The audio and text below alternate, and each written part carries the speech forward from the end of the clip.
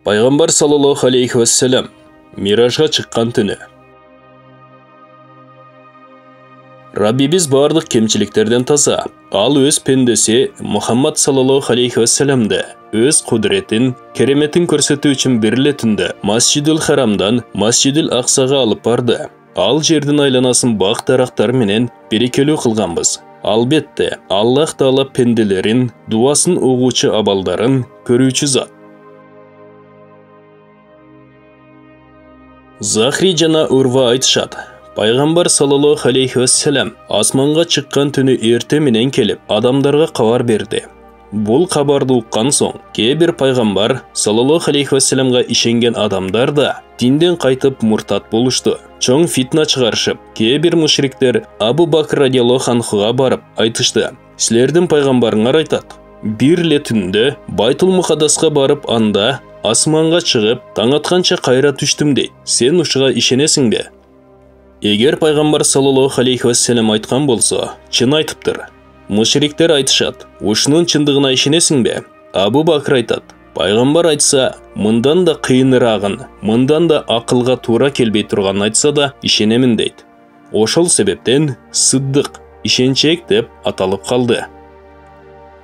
Албетте, Пайғамбар саллаллаху алейхи вассалам адам баласы болғандан соң өз айла амалы менен, өз күш қубаты менен жерден бір қарыш көтерілуге да мүмкіншілігі болбойды. Бирок асманға көтерілуісі ең құдіретті зат, башқа құдіреттер анын алдында деңіздегі бір тамшыдай болып қалады.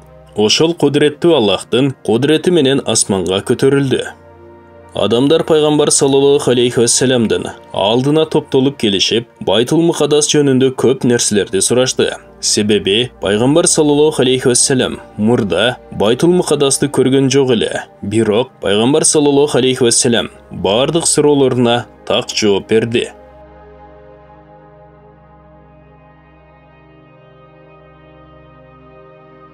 Жана алар сурашты. Бизден кеткен кербен Шамға кетишкен. Аларга жолуктуңузбу? Пайгамбар саллаллаху алейхи вассалам айтты. Оба, палан кербенге жолуктум. Рафха деген жерде бир төөлөрү жоголуп, ошол төөнү издеп жүрүшкөн экен. Жүктөрүн түшүргөн жерлеринде бир чыныда суу бар экен. Ичип, кайра ордуна койдум деди.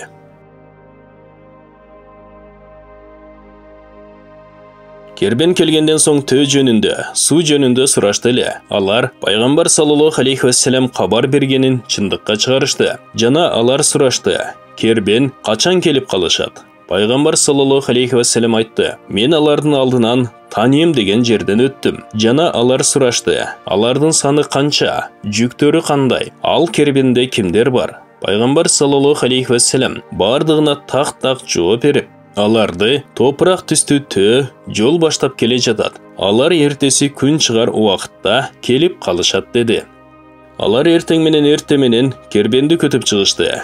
Күтөйлүк, эгер айткандары бардыгы дал келсе, пайгамбарлыгы да чын, асман жөнүндө берген кабары да чын деп күтүп олтурушту. Алардын бирөө мына күн чыкты, кербенден кабар жок деди. Бир аздан кийин эле экинчи киши айтты. Мына төө көрүндү. Алдында топурак түстүү төө келе жатат. Алардын арасында паланчылар жүрүшөт деп пайгамбар саллаллаху алейхи вассалам айткандай айтты. Аны көрүп деле кээ бир мушриктер ишенбей, бул сыйкыр го деп тетере басып кетишти. Абу Саид аль-Худри айтат. Мен пайгамбар саллаллаху алейхи вассаламдан асманга чыккандыгы жөнүндө сурадым. Ал айтты. Мага бир улоо келтирилди. Ал качырга окшош эле. Ал пайгамбарлар минип жүргөн бурак эле. Мен ага миндим. Ал көзү жеткен жерге колун коёт эле. Ага минип бара жатып, оң тараптан бирин уктум. О Мухаммад, акырын жүр деп, ага көңүл бурбай өтүп кете бердим. Жана ошондой эле үндү сол тараптан уктум. Ага да көңүл бурбадым. Андан соң алдымдан бир аял чыкты. Ал өзүм болушунча кооздуктарды асынып жасанып алган экен. Колун мага узатып акырындагын деди. Ага да көңүл бурбай өтүп кете бердим. Андан соң Масжидул Аксага келдим. Улоодон түшүп, мурдагы пайгамбарлар улоолорун байлаган калкага улоомду байладым. Андан соң мечитке кирип намаз окудум. Анан Жабраил алейхиссаламдан сурадым. Оң тарабымдан бир үн уктум эле. Ал кандай үн эле деп. Жабраил алейхиссалам айтты. Ал жөөттөрдүн үн эле. Егер сен ага токтоп жооп бергениңде, үммөттөрүң бардыгы жөөт болуп кетет эле жана сурадым. Сол жагымдан уккан үн эмне эле деп Жабраил алейхиссалам айтты. Ал насрони, христиандардын үнү эле. Егер сен ага токтоп жооп бергениңде, үммөттөрүң насрони болуп кетет эле. Алдыңдан чыккан аял дүйнө эле. Ал өзүн кооздоп сага жагынайын деп чыккан эле. Эгер сен ага токтогонуңда, үммөттөрүң бардыгы акыретти таштап дүйнөгө кызыгып кетет эле. Андан соң мага эки чыны келтирилди. Биринде сүт, биринде шарап бар эле. Экөөнөн бирин тандап алып, ичкин деди. Мен сүттү алып ичтим, шарапты калтырдым. Жабраил алейхиссалам айтты. Туура тандадың, динди тандап алдың. Ал дегени үммөтүңө исламды алып бердиң деди. Эгер шарапты алганыңда, үммөтүң адашып кетет эле. Пайгамбар саллаллаху алейхи вассалам айтат. Мен асманга чыга турган түнү Меккеде уктай албай жатат элем. Жабраил алейхиссалам келип, "Тур, о Мухаммад" деди эле. Турдум. Карасам Жабраил алейхиссалам менен бирге Микаил алейхиссалам да турган экен. Жабраил алейхиссалам Микаил алейхиссаламга буйрду. Тазикти алып барып, Замзам суусунан алып кел деп, анын жүрөгүн жууп тазалайын, көкүрөгүн кеңейтерейин деди. Пайгамбар саллаллаху алейхи вассалам айтат. Микаил алейхиссалам 3 жолу тазикке суу алып келди. Курсагымды ачып, жүрөгүмдү чыгарып, 3 жолу жууду. Көкүрөгүмдү кеңейтип, жүрөгүм тазаланып, жүрөгүмдөгү кек, көрө албастык, кызганыштар бардыгы кетти. Жүрөгүмө илим, билим менен жана ыйман менен толтурулду. Эки далимдин ортосуна пайгамбарлык мөөрүн басышты. Андан соң Жабраил алейхиссалам колумдан кармап жетелеп, Замзам суусуна алып барып, бир периштеге буйрду. Бир кумганга Замзам суусунан алып кел деп.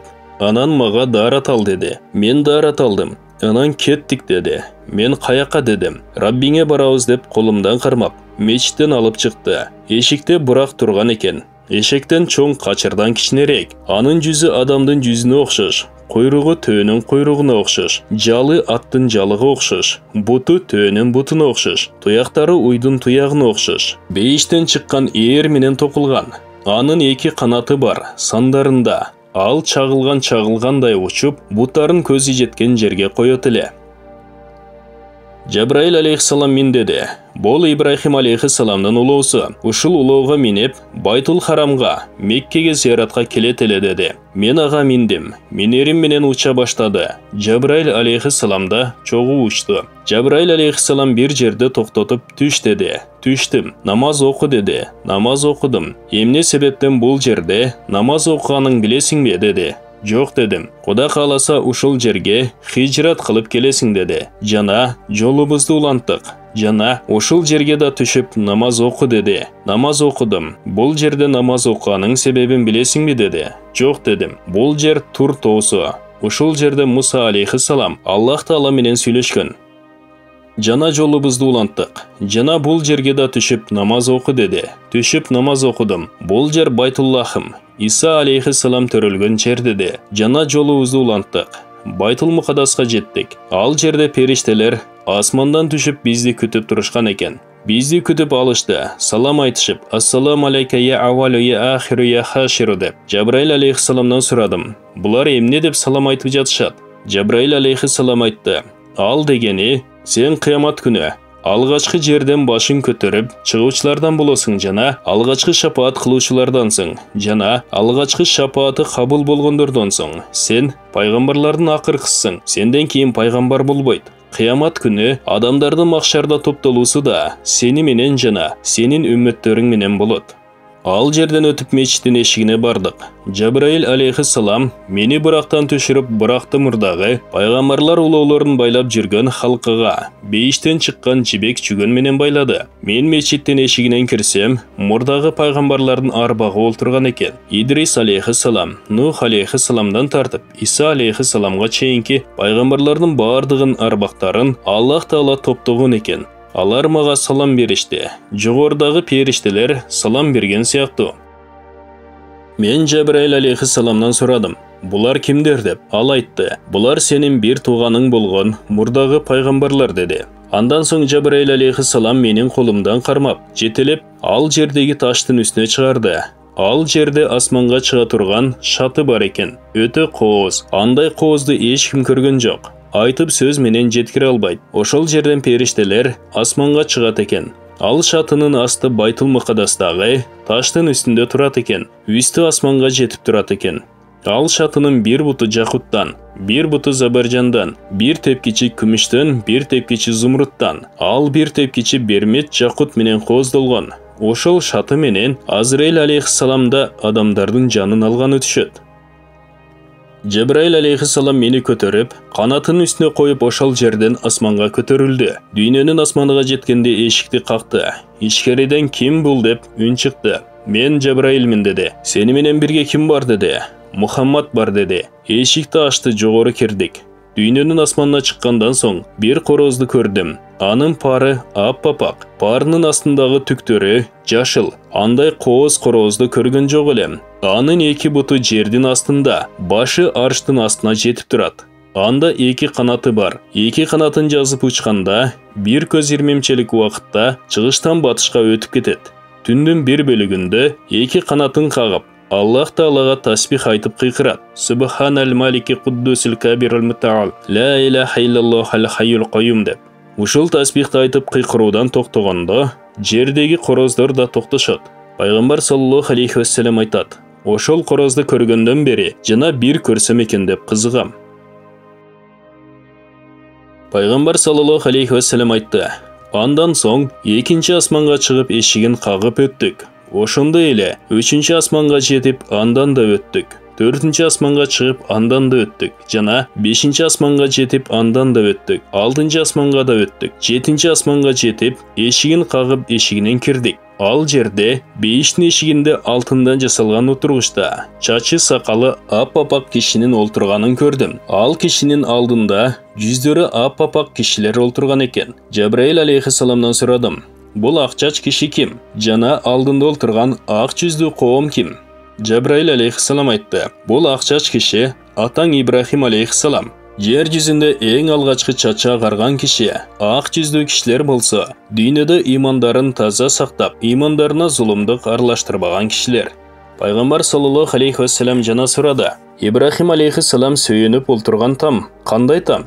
Жабраил алейхиссалам айтты: "Ал там Байтул Маамур. Ал асмандагы периштелер таваф кылып зыярат кыла турган мечит. Ал мечитке күнүнө 70 000 периште кирип, таваф кылып чыгып кетишет. Кайра кайтып келүүгө кезек жетишпейт." Андан соң Жабраил алейхиссалам мени Судратул Мунтахага алып барды. Ал ошол жердеги бир дарактын аты. Анын бир жалбырагы дүйнөнүн бардыгын өзүнө камтып алат. Пайгамбар саллаллаху алейхи вассалам айтат: "Ал дарактан жалбырактарын, мөмөлөрүн азыр деле көрүп тургандай болуп турам. Ал дарак өтө кооздолгон. Анын кооздугун айтып жеткирүү кыйын. Периштелер да алтын чегиртке сыяктуу болуп, ал даракты ороп алышкан. Ал периштелердин санын бир Аллахтан башка эч ким билбейт." Жабраил алейхиссаламдын орду ошол периштелердин ортосунда экен. Жабраил алейхиссалам мага айтты: "Эми сиз илгери жүрүң" деди. Мен айттым: "Сиз илгери жүрүң" дедим. Ал айтты: "Балким сиз мага караганда Аллахтын астында урмат сыйыңыз жогору турат" деди. Мен алдың өттүм. Жабраил алейхиссалам менин артымдан келе берди. Акыры бир алтын пардага жеттик. Парданы кыймылдатты эле парданын артынан "Бул ким?" деген үн чыкты. "Мен Жабраилмин. Мени менен бирге Мухаммад бар" деди. Парданын артынан бир периште "Аллах акбар" деп колун парданын астынан чыгарып, мени көтөрүп ичкери алып кирди. Жабраил алейхиссалам артта калды. Мен ал периштеге айттым: "Каяка барабыз?" Периште айтты: "О Мухаммад, биздин ар бирибиздин атайын ордубуз бар. Бул жер бардык жаратылган калктардын акыркы чеги. Мындан нары эч ким өтпөйт. Мага да ушул жерге келүүгө уруксат болду, сиздин урматыңыз үчүн." Ал периште мени менен чогуу жүрдү. Бир көз ирмемчелик убакытта бир берметтен жасалган пардага жеттик. Ал парданы кыймылдатты эле. Парданын артынан бир периште "Бул ким?" деп сурады. Мен алтын парданын ээси мени менен бирге Араптан чыккан Мухаммад пайгамбар деди. Ал периште "Аллах акбар" деп колун парданын астынан чыгарып, мени көтөрүп ичкери алып кирип койду. Ошондой эле bir пардадан экинчи пардага өтүп кете бердик. Ар бир парданын чоңдугу 500 жылдык жолду эле. Жана ар бир парданын арасы да 500 жылдык жолду эле. Анан бир жашыл сөрү келтирилди. Анын нуру күндүн нурундай жарык эле. Мен ошол сөрүгө олтуруп, арштын астына көтөрүлдүм. Аршты көрдүм. Бардык нерседен чоң жана бардык нерседен кең эле.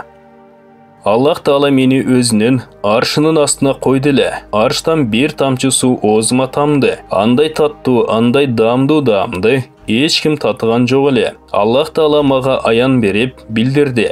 Абалкы болуп өткөн кабарларды да, кийинки болочок кабарларды да Аллахтын сүрүнөн тилим да кекештенип калган эле. Тилим да ачылып кетти. Аттахияту лиллахи ва салават тайибат дедим. Ал дегени Аллахка салам болсун жана бардык таат ибадаттар болсун. Аллах Таала айтты: Ассаламу алейка аюха наби ва рахматуллахи ва баракатух. Ал дегени сага салам болсун о пайгамбар жана Аллахтын рахматы жана берекеси болсун. Жана мен айттым: Ассаламу алейна ва аля ибадиллахи салихин. Ал дегени бизге салам болсун жана Аллахтын салих таза пенделерине да салам болсун.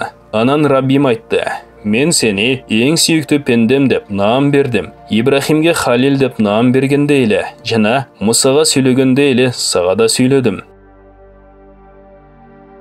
Жана сенин үммөттөрүңдү башка үммөттөрдө эң жакшысы кылдым жана үммөттөрүңдү орточо үммөт кылдым. Алар дүйнөдө акыркы үммөт болгону менен акыретте абалкылардан болушат. Менин берген нерселеримди алгында шүгүр кыл жана көп нерселерди мага айтты. Бирок силерге айтууга уруксат бербеди. Анан мага жана үммөттөрүмө күнүнө 50 убакыт намаз парыз кылды. Андан соң мени ошол жерде калтырды.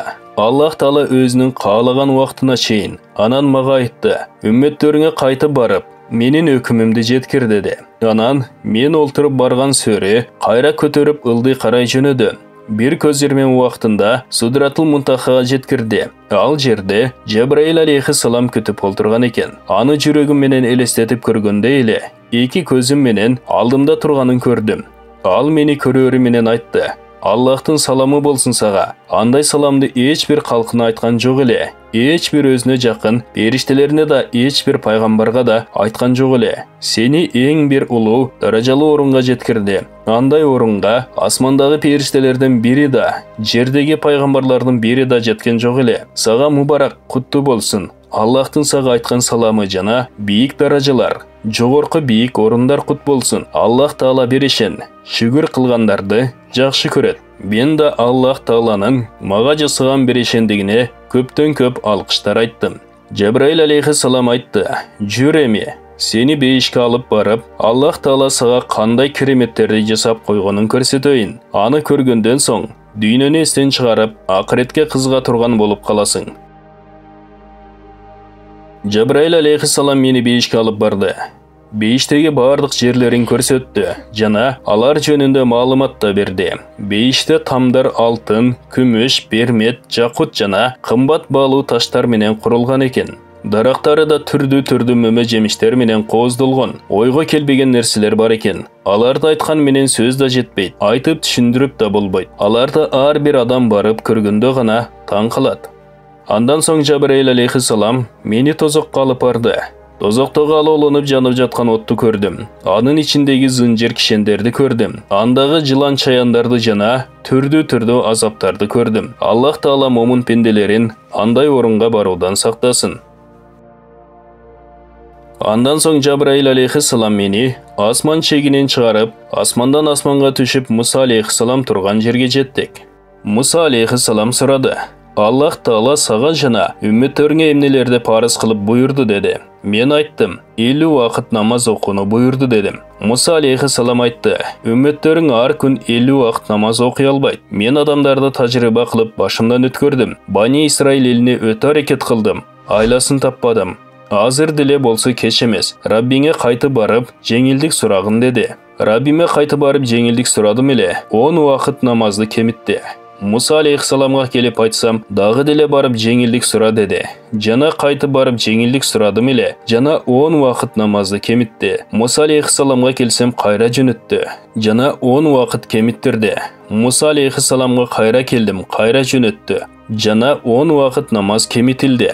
Musa алейхиссаламға келдім. Қайра жөнөттеле Раббим күніне 5 вақыт намаз оқуыла деп бұйырды. Мұса алейхиссаламға келіп хабар берсем айтты. Дағы деле барып жеңілдік сұрағын. Үмметтерің 5 вақыт намазға деле чыдашпайды. Мен елде тажрибамдан өткөргөнмүн деле. Мен қайра барып сұрағандан уялам. Ушул өкімге разымын. Мойын сынам дедім. Ал жерден өтіп еле. Bir үн уғылды. Менің парызымды өтөдің, пенделеріме жеңілдік алып бердің деп, пенделерімден ар бір жақшылығын 10 есеге көбейтім. Ал дегені 5 вақыт намаз оқыса деле, 50 вақыт намаз оқығандың собын берем. Пайғамбар саллаллаху алейхи вассалам айтады. Жабраил алейхиссалам менен чоғу қайттық. Bir аз уақыт өтпейле төшеуіме келіп, отырғанымды біліп қалдым. Ошыл оқиялардың бардығы bir түн ішінде болды.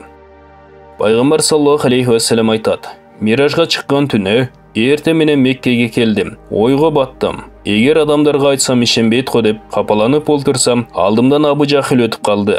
Ал келіп алдыма олтырып шылдыңдап, асмандан жана сөз сөйлейсің бе деді. Асманға шығып келдім дедім. Қайда деп таң қалды еле. Байтул Мұқадасқа. Анан асманға келдім. Bir түнделе қайра бізден арауызға келіп қалдың бі деп шылдыңдады. Оба дедім. Маға айтқан сөзіңді қомыңа да айтасың бе деді. Оба дедім. Абу Жахил о жамат, бері келгіле деп қиқырды. Ал жамаат келіп алдыларына олтырышты. Абу Жахил Мұхаммад саллаллаху алейхи вассаламға қарап, маға айтқан сөзіңді бұл жамаатқа да айтып бер деді. Мен жарайт деп айттым. Мен бұл түн асманға шығып келдім дедім. Алар да шылдыңдап қаяқа дешті. Мен айттым, Байтул Мұқадасқа, андан ары асманға дедім. Алар айтышты. Анан bir түнделе біздің арауызға келіп қалдың бі дешті. Оба дедім. Мушриктер Абу Бакырды чақырып, бұл шеригің асманға шықтым деп айтады. Сен ұшқа ішенесің бе дешті. Абу Бакыр мушриктерге қарап ұшындай деп айтты деделе. Алар оба айтты дешті. Абу Бакыр айтты. Егер айтқан болса тура айтыптыр деді. Мушриктер сен ұшқа ішенесің бе дешті. Абу Бакыр айтты. Мындан да қиынырақ, мындан да алысырақ айтса да ішенем деді. Андықтан Абу Бакыр Сыддық деп аталды. Пайғамбар саллаллаху алейхи вассаламдан асманға шыққандығының себебі жер асманға сыймықтанған екен. Жер айтқан екен. Мен сенден жақшымын. Себебі Аллах Таала мені қоздығын жана башқа нәрселер менен шарлар, деңіздер, көлдер, таулар, дарақтар. Асман айтады. Мен сенден жақшымын. Себебі күн, ай, жылдыздар, арш көрсе, бейіш менде жайғышқан. Жер айтады. Менде Байтуллах жайғышқан. Аны таваф жана зиярат қылышады. Бардық пайғамбарлар, олиялар жана жалпы момындар. Асман айтады. Менде Байтул Мамыр бар. Аны зиярат қылышады. Асмандағы бардық періштелер жана менде бейіш бар. Ал бардық пайғамбарлардың, олиялардың, алымдардың арбақтарын топтолып тұрған жері. Жер айтады. Пайғамбарлардың мырзасы, пайғамбарлардың ақыры жиынтықтаушысы, Аллах Тааланың сүйікті елшісі, бардық жаралған мақлуқтардың абзели, аға салам салауаттар болсын. Ушындай улуу зат мени мекен тұтып, менде шариатын жүргізген. Асман, жерден бұл сөздерді ұққандан соң, жооп қайтаруға алы жетпей, жеңіліп үн шықпай тұрып қалып, Аллах Таалаға қайырлады. О Аллахым, сен өзің мұқтаж адамдар, мұқтаждығын сұрап дуа қылышса, дуаларын қабыл қылуучысың. Мен жерге жооп қайтаруға алым жетпей қалды. Менің сұранарым Мұхаммад саллаллаху алейхи вассаламды маға шығарсаң, мен де аным пай қадамы менен шарапатты болойын. Жер аны менен шарапатты болған сияқты, мен де жерге оқшыш сыймықтанайын. Мұхаммад саллаллаху алейхи вассаламдың пай қадамы маға да тисе деп дуа қылады. Аллах Тааланың дуасын қабыл қылып, Жабраил алейхиссаламға вахи қылады. Сен тасбихті тоқтатып тұр. Азраил да ешкімден жанын албай тұрсын бұл түні. Дегенде Жабраил алейхиссалам таң қалып, о Раббим, қиямат болды дейді. Аллах Таала айтады. Жоқ, қиямат болған жоқ. Бирок сен бейішке барып бұрақтал. Ана Мұхаммадқа бар. Жабраил алейхиссалам бейішке барады. Анда 40 000 бұрақ оттап жүргенін көреді. Алардың маңдайларында Мұхаммад саллаллаху алейхи вассаламның намы мөрленген екен. Алардың арасында бір бұрақ башын ылдый қылып отто бой, екі көзінен жаш ағып тұрғанын көреді. Жабраил алейхиссалам саға емне болды деп сұрайды. Ал айтады. Мен 40 000 жыл мұрда Мұхаммад саллаллаху алейхи вассаламдың намын ұғып, анын мұхаббаты менен жүрегіме түшкен. Ошондан бері тамағымдан тамақта өтпейді, суды өтпейді. Анын ышқында жүрегім күйіп, арықтап ұшылап алға жеттім. Жабраил алейхиссалам айтады. Андай болса, мен сені ошол сүйген сүйіктігіңе жеткірейін деп, аны ерлеп, жүгендеп, пайғамбар саллаллаху алейхи вассаламға алып келеді.